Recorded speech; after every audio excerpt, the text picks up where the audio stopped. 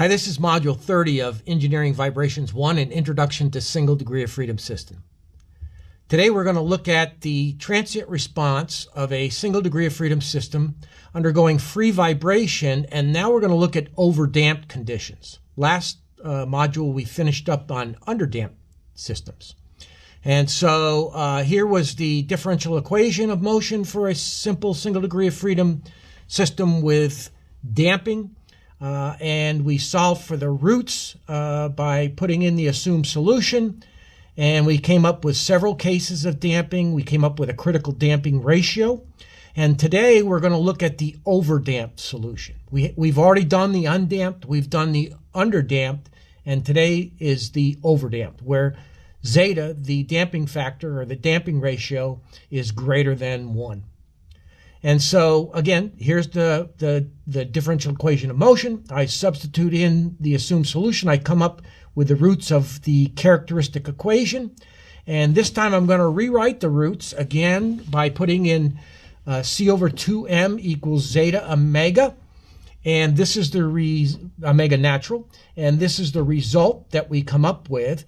In this case, zeta squared is going to be greater than 1 since zeta is greater than 1. And so the argument underneath the square root sign is going to be positive.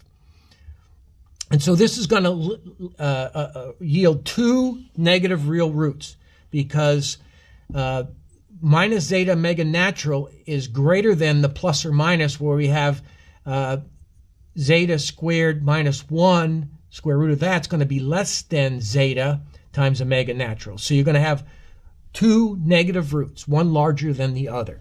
And here is the result. We have these two roots, one being zeta omega natural minus omega natural times the square root of zeta squared minus 1, and one with plus omega natural times zeta squared minus 1. And so with those two negative real roots, we substitute those back into the assumed solution. Y as a function of time is a e to the lambda t. We're going to have two terms for each root with undetermined coefficients a1 and a2. So we have a1 e to the minus lambda 1 t and a2 e to the minus lambda 2 t. a2 times e to the minus lambda 2 t.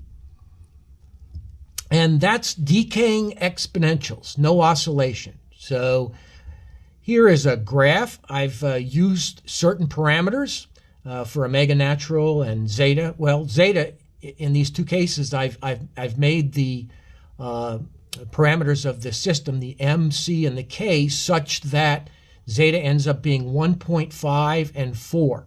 So you can see the larger zeta, the slower the return to equilibrium, and there's no overshoot. And this goes back to that door video that I showed you later. There's several types of overdamped systems, but here's the video of the door closing and not having any overshoot. And as I said, the larger zeta, the slower it would close. Here I gave it an initial displacement, my door, and zero initial velocity. So in summary, we've solved now for the overdamped system for a single degree of freedom, free vibration system. And we'll come back next time and we'll look at the critically damped system. So see you then.